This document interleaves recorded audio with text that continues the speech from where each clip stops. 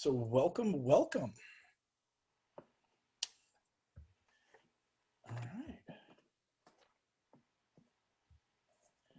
I actually have to go through and do a quick recap and post that to you so that way we're having like 90 plus people follow along online when we do this.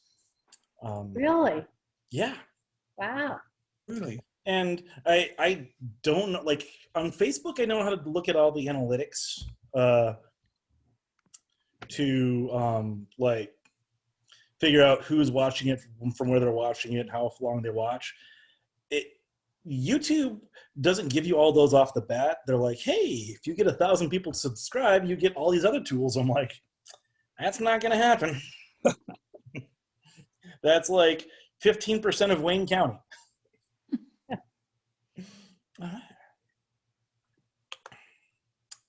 So, just going to do a quick recap of last time. After you get done with the 7 letters to 7 churches, it goes through 3 different cycles of 7. And it basically tells the same story 3 different ways. And then after, it starts with a symbolic history lesson like, hey, here's the story up to this point using really weird imagery. Then it goes into, last time was 7 seals, this time it's 7 trumpets, next time it's 7 bowls. And the first 4 seals were the horsemen, which is probably the most iconic imagery. The first horse was a white horse. It doesn't stand for purity; it stands for victory or conqueror, and that was that was symbolic of Emperor. I need to look up how to say this name. Domitian. Domitian. Yep, we'll go with that. The second horse was the red horse. Now, red is symbolic for conflict. It also called the horseman of war, but it's a broader conflict. It's more than just like physical violence. It's not getting along. It's just being not at peace. So, emperor conquers. He's in charge, and Christian values and imperial values don't mesh. So there's conflict. So then there is consequences. The Christian community was pushed out of the economic life. Black symbolizes lacking. In this case, it's lacking food. So famine, but also just broader, like they just can't make a living. If you can't make a living, you're not going to eat. And then finally, the pale green horse was death. And we talked about a little bit there about the whole concept of hell. And I went through like the different words in the Bible that's used for hell. And I'm just going to reiterate that hell is a traditional belief, not a biblical belief. And that doesn't mean that it's invalid or not true. Like think of the Trinity. The word Trinity is nowhere in the Bible, but it's held to be a valued and true belief. So as Methodists, we don't really focus on the afterlife. There are consequences. There are good consequences for accepting Christ. There are bad consequences for not accepting Christ. But our focus is the process of sanctification. How do we become the people God made us to be rather than in this life, rather than focusing on what I call game over theology? After the 4th seal, it jumps to heaven, and there's this big chorus of martyrs singing, and the 6th seal, nature responds, and God begins to act. And then there's this intermission. That's where we see the 144,000, which is symbolic of all of God's people will be spared. There'll be multitudes in heaven. And that 144,000 is like Noah's Ark, that after the trial, they're going to go out into the world, the whole world, and start baptizing in the name of Christ. It's that concept of the 144,000 goes back to the very beginning. God's first commandment is be fruitful and multiply, spread all over the earth. And after the story of Paul and around like 60 AD, we go from this literal biological spreading to a spiritual spreading, spiritual succession. Fun fact, Christianity is the first evangelical faith. Jews were not concerned about spreading Judaism. Those who followed the cult of Zeus were not concerned about spreading the cult of Zeus. We were the first ones that said, hey, This is pretty good. Let's share it. Which brings us today. How is it with your soul? Our district superintendent, Melissa Drake, she does this fun thing. Rather than highs and lows, she calls it happy and crappy. What was the happiest part of your week and what was the crappiest part of your week? I'll go ahead and I'll start. I'm just going to go down on how it looks on my screen. How is it with my soul? I'm going to say that the image here is Bilbo Baggins from Lord of the Rings, and he has this great line which fits how I feel right now. He says, I just feel stretched out, like too little butter over too much toast. I just feel like I'm just spread too thin right now. Happiest part of my week, I think, was, if it wasn't the Virginia story with the FDR quote, which was pretty awesome, I'm going to say just playing with my daughter tonight. Evenings are kind of hectic in the Mason family. We pick the kids up at 5 and we have to get them fed and dressed, and bedtime routine begins at 6:30. So it's a very tight schedule, and a lot of times that rushing kind of overwhelms Lily. But tonight was just a lot of fun. We played with our rocks, by the way, Jan. She says thank you very much. Oh, good. I was going to actually do tape a video of her saying thank you because it's pretty awesome. There is I think the happiest part of my life right now is we finish all of our prayers at our house with John Wesley's second general rule, and that is do all the good that you can, by all the ways that you can, by all the means that you can, and all the places you can, all the times that you can, to all the people you can. And when we say this at home, then Lily shouts out, as long as you ever can, amen. And that was just kind of a happiest part of my week. And crappy part of my last week, so many meetings. I don't think there's ever been a single pastor who's ever said, I answered the call to ministry because I love board meetings. So how about you, Jan? Happy and crappy? Me? Yeah. Well, one fun thing happened. I was helping with Meals on Wheels, Mm. and we came to a lady's house who said she needed help. She had a bat in her house. Mm. And it just so happened that one of the guys that goes to our church was mowing the lawn next door. We got him, we gave him a mask and gloves, and he went in and got the bat for this poor old lady. Wow. So that was kind of fun. Did you ever watch that movie from the 80s with John Candy and Dan Aykroyd called The Great Outdoors? Oh, there's a scene where a bat gets into their cabin and they're just like covered in like catcher's gear with tennis rackets. Fairly entertaining. Well, I just remember when I was a kid, we had a bat in our house, and it was flying around, and there were 4 of us, 4 kids. And we're like, where's this bat? Where's this bat? And all of a sudden it got really quiet.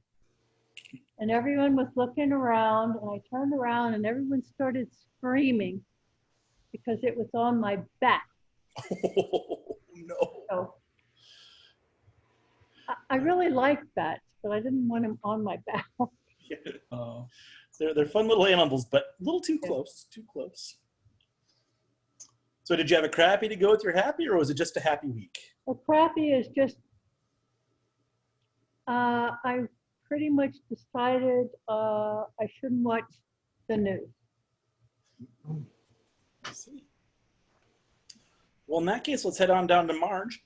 Miss Marge, how is it with your soul today? Today? Well,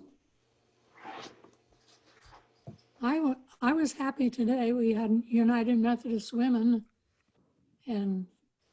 but I'm not very happy because we don't have refreshments. I know we don't need them, but I like them. Yep. So I'm pretty sure coffee and cake is the 3rd Methodist sacrament. that's right. The week was kind of, I don't know, kind of unhinged. I had to go to Des Moines for an eye appointment one day, and that took the whole day. And then I wanted to plan a birthday supper for Susan, but they're so busy. So we finally had it. We had it last night. And All right, see now, Susan and Gary feeling better now? yes, they're okay. Okay, and did They're Al back. get his procedure done yet? They're back to normal and Oh, good. back to their jobs, such as they are. They both have little part-time jobs. But all three of the kids came for supper with their spouses. But that was kind of something different I hadn't done for a long time, and I probably won't do it for another long time. That's too bad. Did Al have his procedure yet? No, not yet. I Okay. think it's later. I have it on a calendar somewhere, but not here where I can see it. Well, I probably should just call him and see how he's doing rather than just asking you, shouldn't I? Well, that's okay. Hey, Padre, Sounds what's your happy and crappy? I've already shared my happy. Yeah. The crappy is that Open Heart has decided to remain closed until after the first of the year. And right now we're having a family wanting to do a memorial service for a lost member that happened just after the COVID. And they're saying, you know, how can we serve you? I mean, how can you serve us when the weather, they're trying to get with the weather's still being nice. Yeah. And we're having to decide, how do we handle this? And it's a difficult position to be in. Yeah. It's not a good answer. I mean, there's better answers and there's worse answers, but there's not a good answer yet. Yeah. So prayers for that. Oh, real quick, I have to share just a quick story with you there, Pops. Okay. On the way home today, Lily has a teacher named Izzy. I'm like, oh, do you remember your cousin Izzy? And Lily's like, yeah. I'm like, yeah, but Izzy is Aunt CJ's daughter. She's like, yeah. And I'm like, and Aunt CJ, she's even older than Baba. And Lily's response was, yeah, she's super old. She's probably going to die soon. Okay. And I'm like, my sister's 41. She's about to turn 42. Yep. And I'm like, no, Aunt CJ's not that old. She's going to live for a long time. And Lily says, you don't know that. She might die soon. I think she's going to. Oh. Yeah, dark, very dark. There she goes, drop from the favorite niece category. Yeah. Well, then the cutest thing happened, though. So I just kind of like, I just want to make sure there's nothing else going on here. So I'm like, Lily, are you worried about people dying? And she's like, yeah. I'm like, well, you don't need to worry, baby. It's okay. She's like, but I just love everybody so much that I worry about it. I'm like, yeah, I know, right? My daughter's kind of awesome. But I still just like the first part about how old my sister is. So, Maggie, how about happy and crappy? Well, crappy is I hurt my back on Saturday, and so for the past 4 days I've been walking a little strange. But it's starting to get better today. Finally went to the chiropractor. So that's been really tough because it's hard to pick up the kids and play with the kids when I can't really move. And so I guess happy is we're finally getting our yard fenced in so that when we do put the kids outside, Cyrus doesn't just peel around the corner and make a beeline for the street. So we're excited to have a barrier there. Yeah. When you have kids around our age and a bad back, it is. Oof. Yeah. I'm glad to hear you're doing. Yeah. Well, Miss Laura coming to us from Winterset this evening. What's the best part and the worst part about your week? Best part is today, I think, because all the timing worked out. So I get to be here and got to go to my meeting in Winterset, and Mom still got what she needed. Okay. And worst, I thought this is a great week until Jan said the thing about the news. So yeah, that would be my crappy. And I'm kind of addicted to listening to news. So yeah. No, I just extra little prayer for the loss of Supreme Court Justice Ruth Bader Ginsburg. I should have added that on there. I mean, my wife is an attorney, and there's no doubt in my mind that my wife would not have been an attorney if there wasn't Ruth Bader Ginsburg and other really amazing women out there like her. But not just that, there's just so, I mean, regardless of how you feel about her and her replacement process, but just kind of, it just feels like that's just by par for the course, right? It's one more thing for us all to fight about. One more thing. Yeah. But yeah, I'm also a news fiend, and I shouldn't be.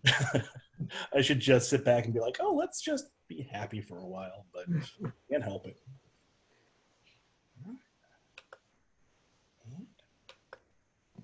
Okay, so you hear this, don't you? You hear this playing, don't you, Pops? Yeah. The chapter 8 of Revelation starts out. We after the recap, they didn't break that seventh seal. The seventh seal wasn't broken, and then it has that big intermission, and then it starts out with silence. It says that there's this big silence, and then 7 trumpets blared out. And I just picture that as the opening to Star Wars. I'm assuming that only my father and I are the big nerds in this group, but there is an energy when a new Star Wars movie comes out, and you go to the midnight showing, you see the LucasArts logo pop up, and the entire thing is just silent. And you feel the energy. When the opening thing pops out, it goes, but that initial trumpet blare, and just the silence breaks, and all the nerds in the audience cheer. That's what this feels like. That the seventh seal is broken, and trumpets blare, 7 angels pop out, and it doesn't talk about the seventh seal at all after that point. It goes on to 7 trumpets. Now, this,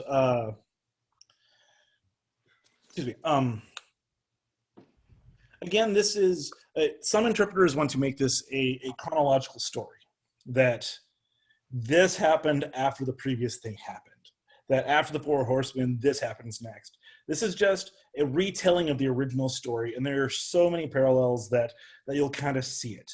Like in the first series of 7, the first 4 seals were broken on Earth, and talks about what happens on Earth. With this one, the first 4 trumpets, they sound and things happen on Earth. And if you go through and start reading them, you see that it reflects like the plagues of Egypt. You see rivers run with blood. You see the sun be blotted out from the sky. This is John going back and retelling the story of God's mighty acts in Egypt, and showing them that he didn't stop them. It's not like, oh, hey, once you're in the Holy Land, God's tapping out. He's showing that God is participating in this judgment. And it reminds us that God is active, and nature itself, the very earth, rejects evil. Which kind of brings us to a very deep and hard question, a question of theodicy. Theodicy is this whole philosophical exercise. We have a God who is loving, a God who is good, a God who is gracious, but we have a world where there is pain and sin in it. How do we make sense of all of that? Specifically, a big theme in Revelation is nature itself is at God's will, and God uses nature to participate in judgment. So how do we understand natural disasters? Are they God's judgment? If so, what are they judging for?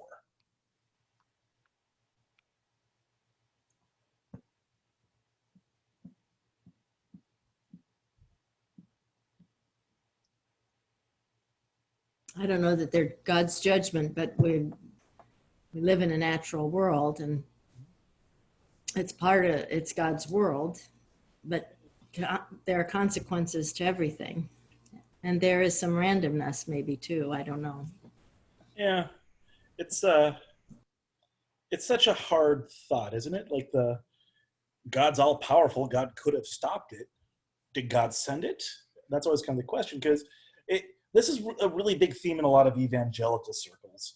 Anytime a hurricane hits after something that they don't like, oh, this is God's judgment for A, B, or C. Whereas the United Methodist response is, whenever God sends a hurricane, we send Encore. Like, that's very different responses, I think. What did you say the Methodists say? When God sends a hurricane, Methodists send UMCOR, the United Methodist Committee on Relief. That's our disaster relief. It's one of those things, especially like on the individual level. There is this huge the theodicy throughout the Hebrew Bible, and Revelation kind of reflects the Hebrew Bible very closely. It goes through this different periods of belief systems, and one of them is, if you follow God's commandments, you will prosper. Then when Israel fell, then when Judah fell, the response is like, well, if you follow the commandments, you prosper. If you don't, you will suffer. And then once there was this prolonged period of suffering, Ezekiel promised that the temple would be rebuilt within a generation, and it took 200 years. Isaiah promised that there would be restoration within a few generations, and it took even longer than that. And there was never an independent political state of Israel ever again. And in this period of the prophets, there's this whole concept of, we've been suffering so long. If that's the way it worked, we've more than paid our time. Why does this keep happening? And the response is, we don't know, but God's suffering with us.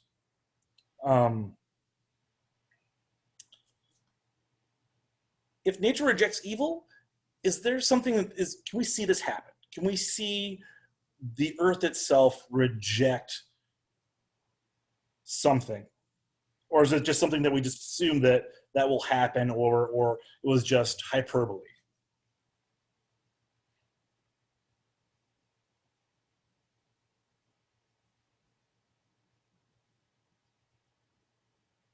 Well, when something bad happens to the natural world, nature kind of gets back to the beginning, and if there's a forest fire, then new trees and things spring up. That's what nature does. Yeah. There's a part of the Book of Discipline which starts around, I think it's like paragraph 161 for people who like that kind of stuff.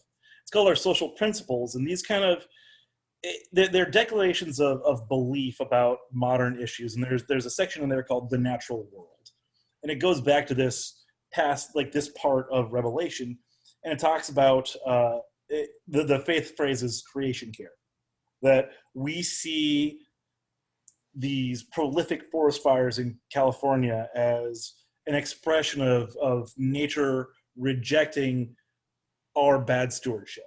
We have hurt the environment with bad environmental practices, and it's coming back to hurt us.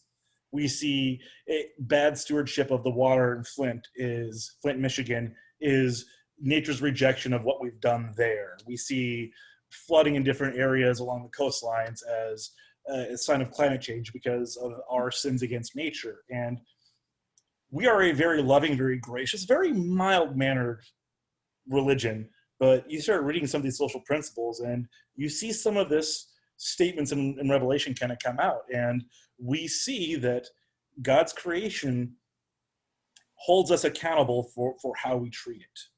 And for those of us with little kids, that makes me nervous. How about you, Maggie?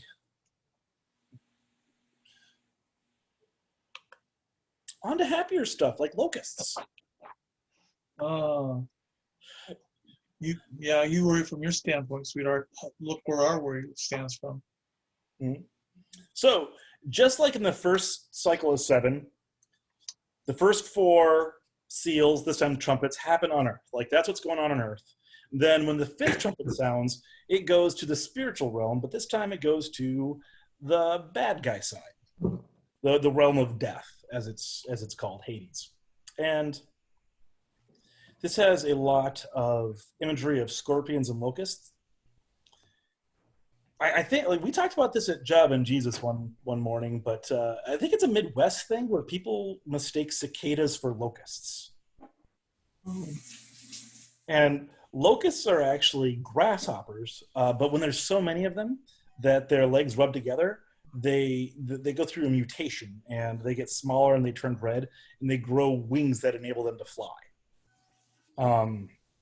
And this is what just swarming grasshoppers that can blot out the sun and eat everything. They're actually going through northern Africa right now. Fun story. So it talks about in this section that these demonic creatures that are like scorpions and locusts will swarm over the earth for 5 months. Now, 5 wasn't in that list of apocalyptic numbers. Just 5 months is the active life cycle of a locust. That they will swarm for 5 months, and they will lay their seeds in the not their seeds, but their eggs in the ground. And then the next year, in the beginning of spring, they'll hatch and just devour everything all over again.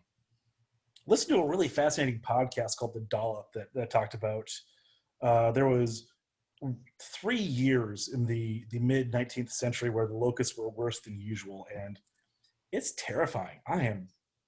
People ever talk about what time they go back to? I'm like, I would never go back in time. Horrifying stuff. But that's all symbolic to say that it's almost a natural cycle. That sometimes bad people will come to power and they will be destructive, but just like the locusts, it's only for a season. And if you can endure, if you can wait it out, there's light at the end of the tunnel. Also, like these like locust and scorpion creatures have human faces. More often than not, like in most of the imagery we get, like the human one or son of man is reserved for the good guys like Michael and Jesus. But this time, these things have human faces because it's a reminder that evil can only enter into the physical world through human action. All of those movies like The Exorcist or all those really hyper scary movies where demons and Satan can come in and do terrible things in the world. Revelation reaffirms that no, only people can bring evil into this world. The spiritual battle was already fought. Spiritual battle's already won. It's us now that's still having that conflict. And then the 6th trumpet blows.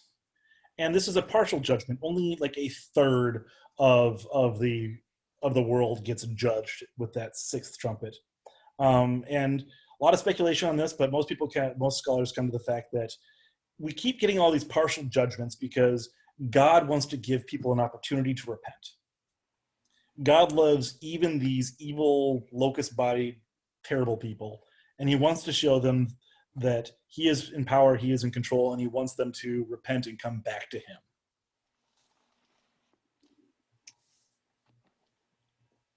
So, questions about the 6 trumpets, or is it just all so bizarre that it's going to take some time to percolate before you can even think of a question?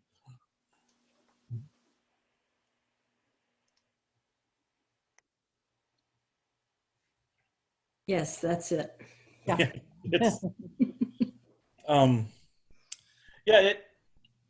It's very stylistic, and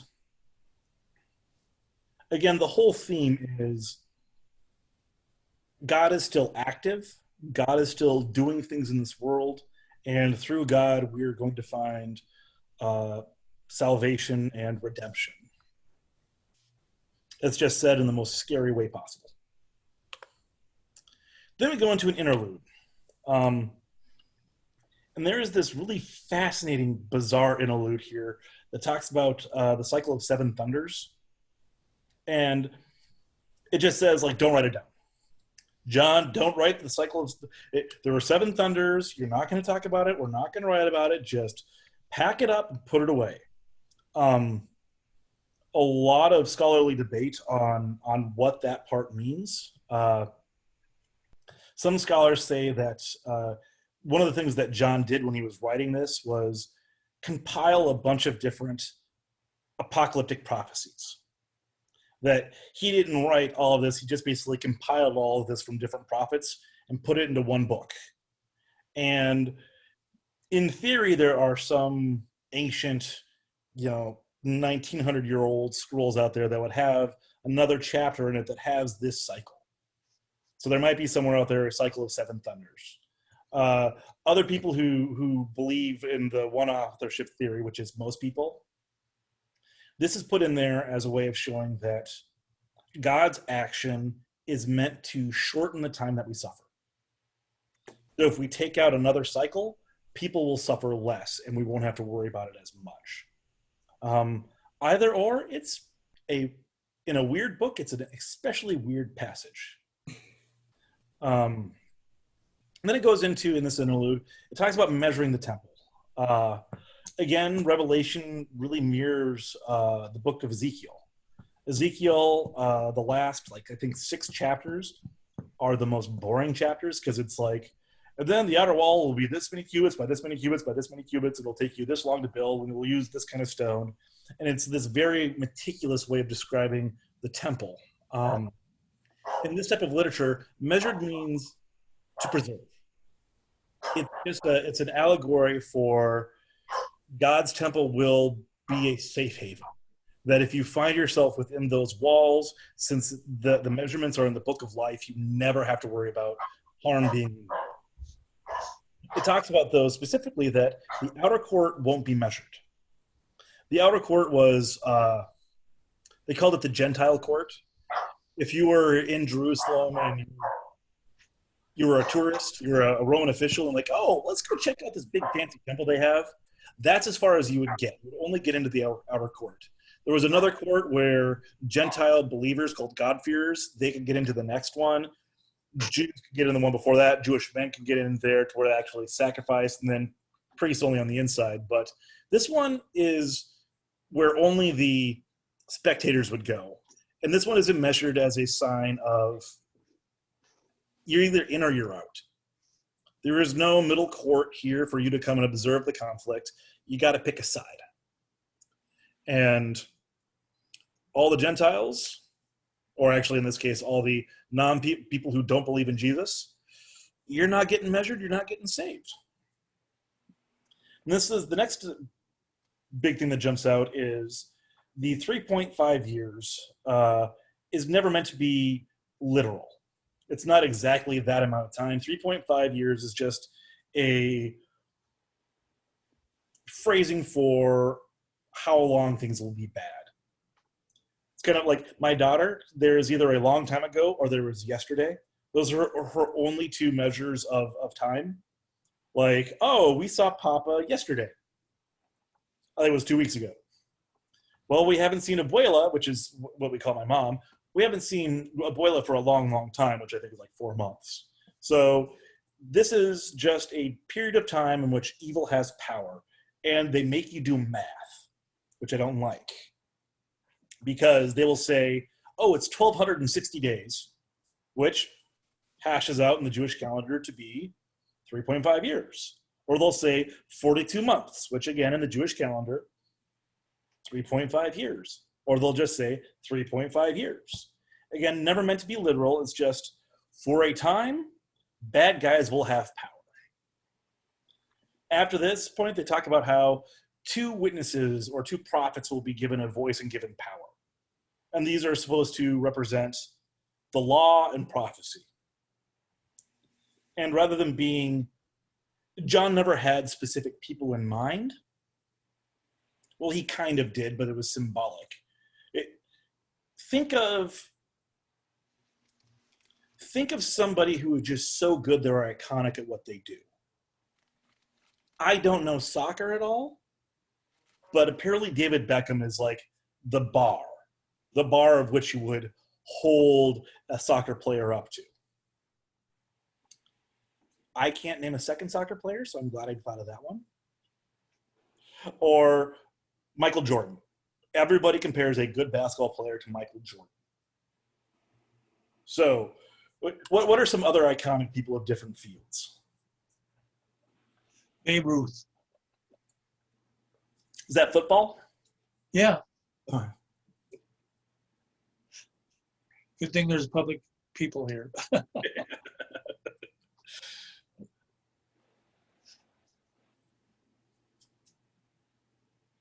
So these two people are supposed to represent the law and the prophecy, which is like checks and balances, because God has his law, which is set, which is standard, which is there. And then the prophets are there to make sure that people are applying the law fairly and justly. If you can go through the Bible, who would be the person who embodies the law, and who would be the person who embodies the prophecy?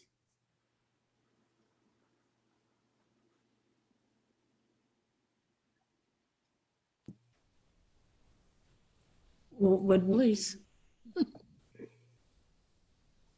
The What's that? police. Police? Oh, no, I'm sorry. I was talking about like in the Bible. In the Bible, who would embody the law and the prophecy? Oh, would Moses be the Priests. law? Yeah, Moses would absolutely be the law. And of course, I'd be remiss to say, like with my lawyer wife, I would say judges would be the law. But, you know, again, bias of lawyer wife. Of course, her brother's a detective now. But, yeah, Moses was the witness, the one that represents the law.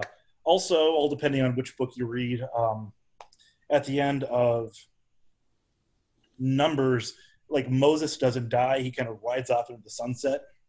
Deuteronomy, they give him a proper ending. So there's this whole like, oh, Moses is still around kind of vibe. So who would be the one who embodies the prophecy? The checks on that balance there.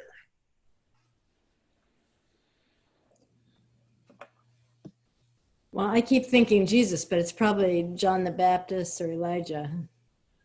Elijah, there you go. Jesus is the Alpha and the Omega, the beginning and the end. So that's always the correct answer. That's like the cheater answer. But you're right, Elijah. I always forget about Elijah because he doesn't have his own book. The naming of like some of those books in the Hebrew Bible, like Samuel, 1st and 2nd Samuel, are about King David. I mean, Samuel doesn't even live in 2nd Samuel, but it's about Samuel. Just like Kings and Chronicles is vastly about Elijah and Elisha, but they don't get their name in it. But yeah, he was like the first real big prophet that put forth a lot of opposition to the king who was abusing the law.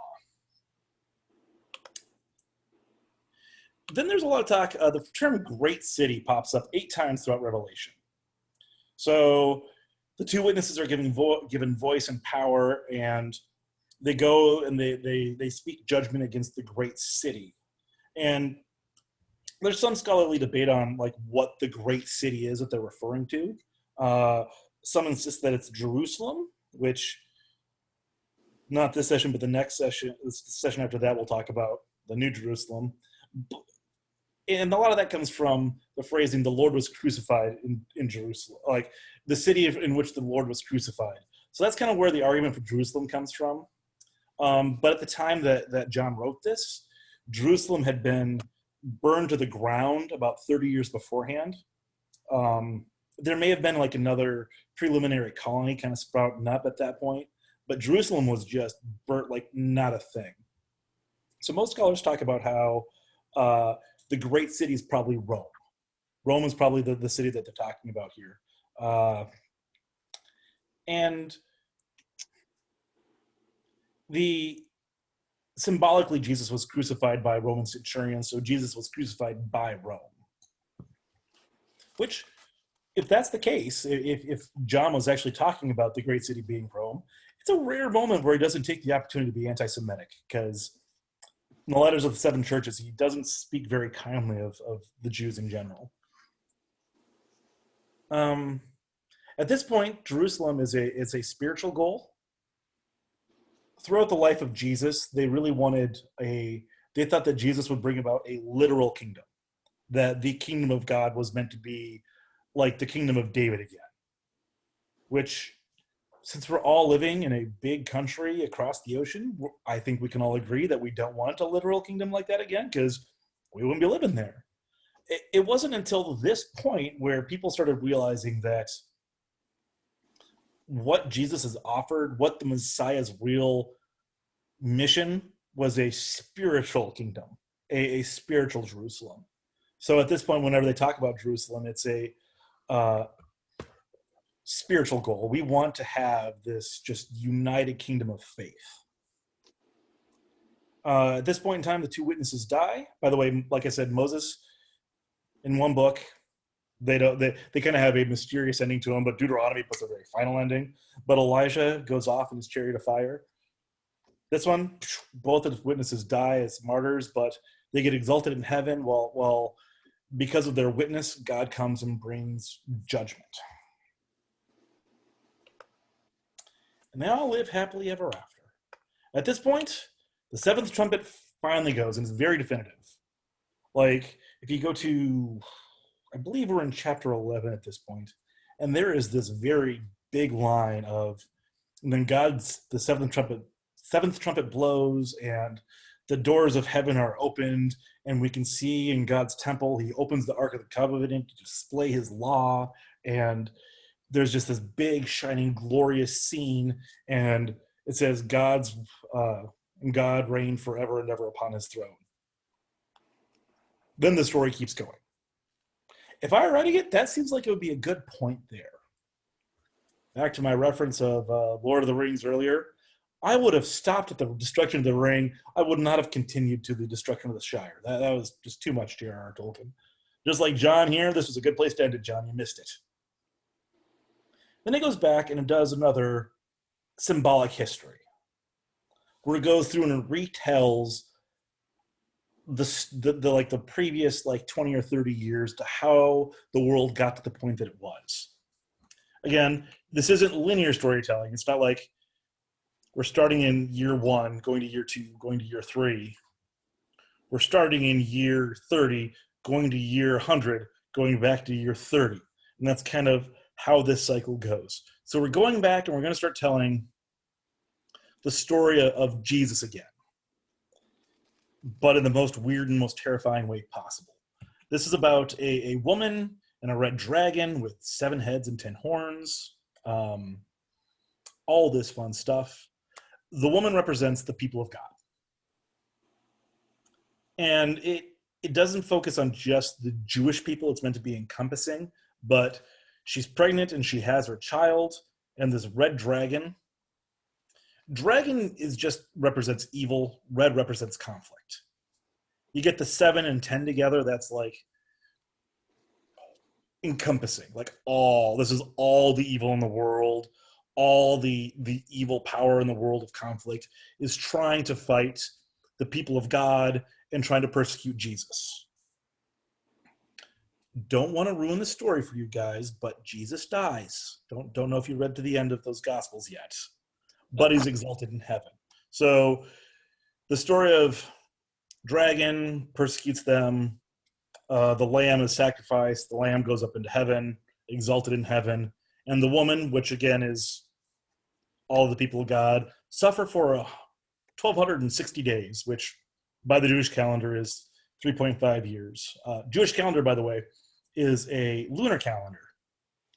And back then, it just didn't sync up with the solar calendar because it was, I think, 360 days, not 365 days or however it was. In the modern Jewish calendar, 6 of every 10 years has a leap month to keep everything on the same schedule. That's why it's so impossible to figure out when Easter is every year, because it goes off the Jewish calendar when Passover is. Smarter people than me figure this stuff out. But if one of you guys did the math on 1,260 days and thought to yourself, that's not 3.5 years, that's why. Again, I'm not good at math. I'm good at reading books, and I just take their word for it.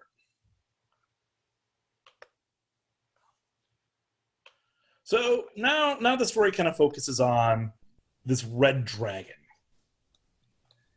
And it's not as cool as a dork like me hoped it would be. In the spiritual realm, Michael and the dragon fight. There is an apocryphal, I think 4 chapters in the book of Daniel where Daniel slays a dragon. And this goes back to that book that didn't make it into the Hebrew Bible in the end. But Michael slays the dragon and casts it out of the sky. And that's a reminder that as far as the cosmic spiritual battle goes, already won. God's already the victor. Christ is already the victor. We don't have to worry about what's happening behind the curtain, that's done. At this point, the woman grows wings and flies out to the wilderness. Again, trippiest way possible. Once we get, like, it talks about goes upon eagle's wings, there's a lot of people who try to say, like, oh, this is a prophecy for the United States because it has an eagle. Every empire represented itself by an eagle. We just thought that the eagle was super powerful and wanted to keep that as our own imagery because bald eagles are pretty cool. Has nothing to do with what's going on now. But they go out, she flees out to the wilderness, again going back to the story of Exodus. God's people fled into the wilderness, and they were in the wilderness for 40 years, and they were cared for and supported by God in the wilderness. In this, there's a lot of crazy sea monsters and weird sea creatures coming out. This goes back to the story of Babylon. Pop, tell me about the Babylonian exile. You know this stuff. You went to seminary. Probably not. I don't know much about the Babylon exile. Other than You know, a good-looking pastor was there just a couple weeks ago that talked about the importance of the Babylonian exile. well, like I said, I was focusing more on my grandkids. Sorry, son. That's okay. So almost everything in the Hebrew Bible and about half the things in the New Testament go back to the Babylonian exile and the Israelites' anxiety over what almost happened to them. And I get my sermons and my Bible studies mixed up. I've probably talked about it before, but in the Babylonian theology, there was this primordial goddess called Tiamat, who's this goddess of water. And there's this primordial god whose name I forget, and he murders Tiamat and makes the world out of her body. And her body's not fully dead because she's a god, so all of these ocean things keep trying to kill the people, and water is always seen as chaos. Sea monsters are seen as agents of chaos, and water's scary, and it goes back to the Babylonian theology. So that's why you always see the Bible and Jesus and biblical figures having mastery over water. Moses parts the water. Jesus walks on top of the water. Joshua parts the water. All of those things where you see a biblical figure having power over water is this reminder that God will always have power over Babylon, that God will always overcome the people who oppress us. So we're going to go a lot back to that water trying to flood and undo creation. At this point, the dragon gave his power to beasts. And beasts, in that symbolism, beasts represent nations. And they talk about the lamb, like there's this lamb beast who is like a creature who's presenting himself like the lamb, but he's actually a representative of the empire. This goes back to political cults, like the cult of the emperor, and ancient kings and emperors would always insist on being worshipped as a god. And this was just speaking out against them. And they talk about the mark of the beast can be found through these different priests of the imperial cult. And the mark of the beast, there's a quote that I'm going to come up in the next slide, is one of the most contentious things ever. Because, again, beasts are just symbols of different nations, of different empires. It's not actually a evil creature that is plotting to overthrow God. A lot of times I think patriotic zeal to various nations, like, I mean, the Third Reich, for example, has that effect, but it's not a literal mark, and not a literal mark of the beast. Back in the ancient Rome, it was very common to, when you bought a slave, you would brand them on either the hand or the head, and that would mark you as the property of the emperor. I took Latin for 3 weeks in college. Only 3 weeks, because the Latin professor was very, very adamant about how if you do not take a test beforehand and you miss the day of the test, you cannot make a test up, and your grade will automatically go down a letter and a half. Our first test was on September 11th of 2001. I was a little distracted that day, so I ended up Like, oh, if I'm skipping class, oh, that was a test. I guess I will just get my money back for that class right now and not even worry about it. So that's why I don't speak Latin. But in our Latin class, the first story that we had to translate was the story of a slave running away and getting his forehead branded. Because that's the type of story you would actually read if you read stories in Latin. So it was a really common image of slaves, of people who got sold to the political cult, of just walking around with brands on their forehead. And the sixes were just like mockeries of threes, because 3 is a holy number, so 6 is an unholy number. And I just really love this quote here because, again, people try to make this mark of the beast something that it is not. And it says, throughout the history of the church, there have been few matters that have raised as much controversy as the identification of the number 666. Many different identifications have been given. The Muslim Empire at the time of the Crusades, the Muslim leader Saladin, the Pope Martin Luther, Napoleon, Kaiser Wilhelm, Hitler, Tojo, Mussolini, Stalin, European Common Market, a giant computer in Belgium, and so on. The mark of the beast has been identified as a literal 666 branded on the foreheads of people, social security numbers, the universal product code, barcodes, on packages, and so forth. These identifications have been made by honest and sincere people throughout church history. Each identification has turned out to be wrong, at least in the way the identification was made. The reason is simple. This passage is not predicting something or someone to come into the future, but rather is describing something that the people of the time and place were experiencing and would recognize. So at this time, there was a lot of conflict going on. Under Domitian, the people were kicked out of the marketplace. They weren't allowed to participate in regular economic activities. They couldn't procure food for themselves. It was a very conflicted time. And a lot of times, debt collectors would send their slaves to collect from the Christians who had nothing. So when a person branded on the forehead or branded on the hand would show up to your house, you knew that there was danger and conflict coming.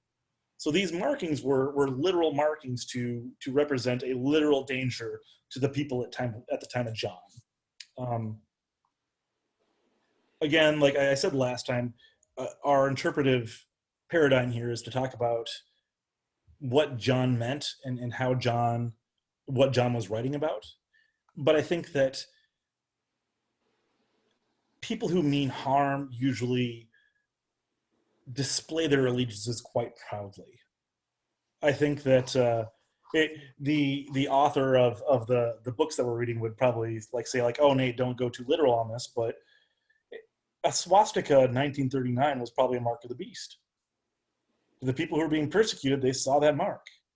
I think that African Americans see a white hood as a mark of the beast, that people who mean to do harm to God's people will always find creative ways to mark themselves. And I would caution against too much speculation, but I think that there's just plenty of warning here to say, hey, beware of people who put organizations in front of their faith, who put self-serving organizations in front of their faith. It's very dangerous. So for our last little slide here, John is telling the history of his people, of his faith. He's sharing the story of the conflict that they are currently enduring and trying to give hope to the people who are enduring it. Jesus tells us to be witnesses, Acts 1:8, and John is witnessing the struggles of his church. How would you share the story of our faith, or your faith personally, and how would you share the story of our church in modern times?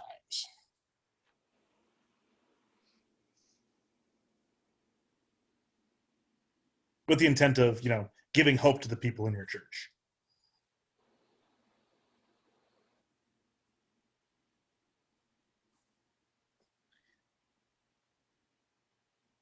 By reaching out to people in need. Yeah. We do that very well. with our mission giving or in gathering things we do, or the meal that we serve once in a month. Yeah. That meal, by the way, is, I think, at least doubled in size. Yeah. First of all, let's take this step by step. What would you say the struggle our churches face today?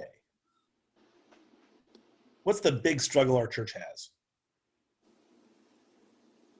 Dwindling congregation. Dwindling congregations, okay. I hear that one. And getting people to start coming back when you have to wear a mask and they don't want to. I think that's the crisis at the moment, but I think the dwindling congregation has been something that we've been experiencing for a lot longer than the past 6 months. Yeah. So why do we think our churches are dwindling? Why do we think what? Why do we think the church is dwindling? Why do we think that there hasn't been as many people coming to church as there was 10, 20, 30 years ago?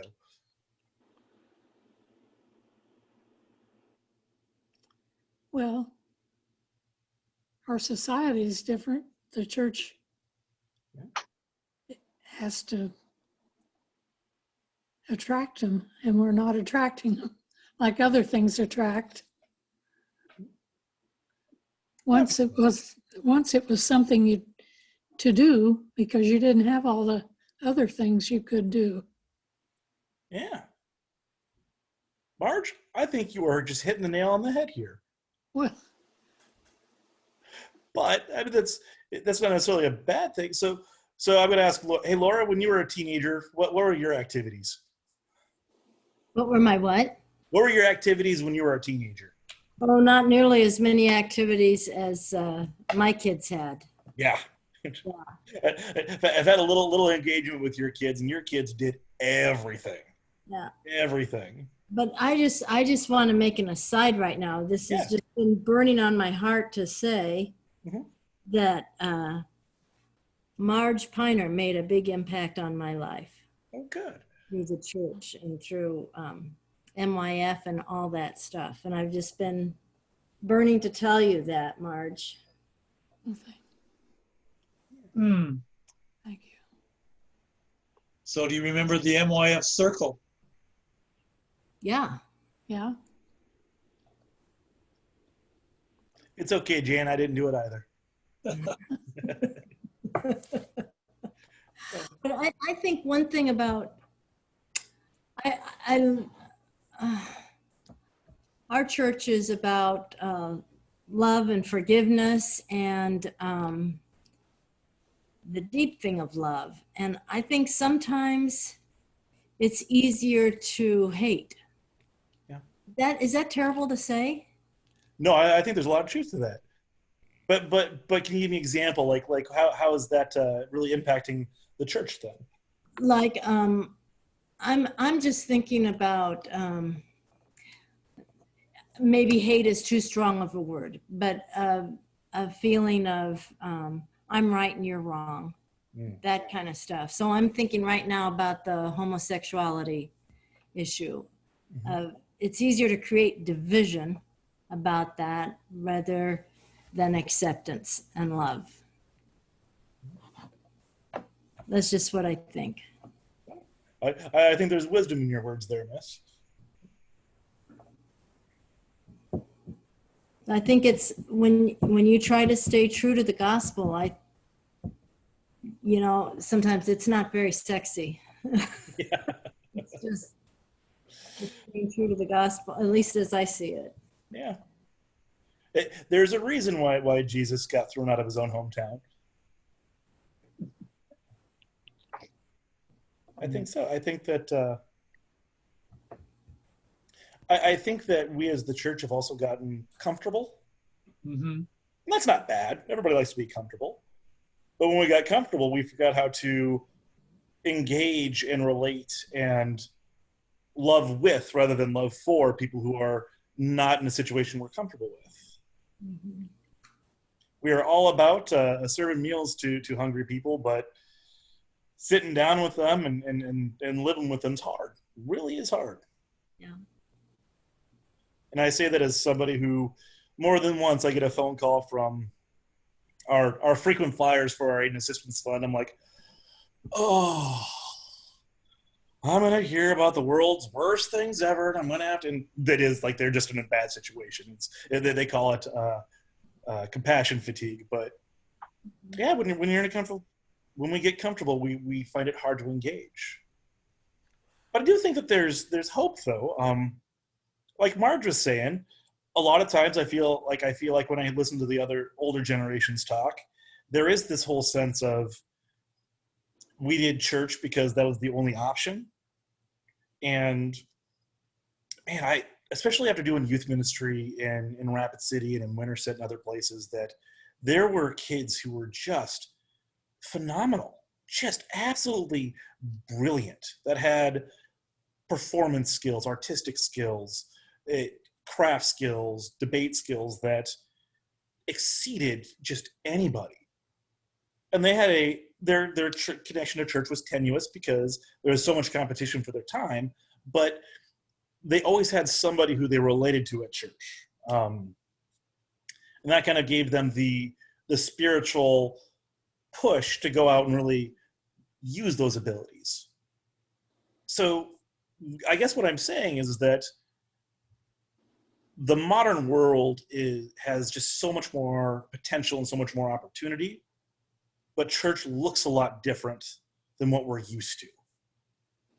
So the struggle of our church is that what we knew is ending.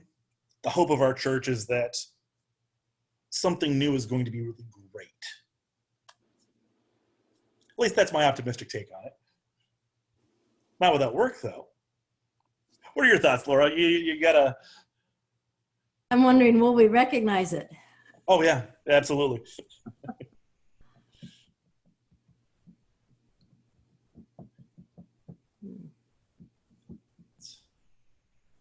Yeah, looking at a lot of the kids I did youth ministry with over the last 7 or 8 years. Many of them they've gone into nonprofit work. A lot of them have gone into conservation work. A lot of them have gone to conservation work, and it's just one of those things that I think is just so cool to see that kind of blossom. That makes me hopeful. But at the same time, I don't know. I spend about 15 hours, 20 hours a week writing sermons. I'd like somebody to come listen to them. That's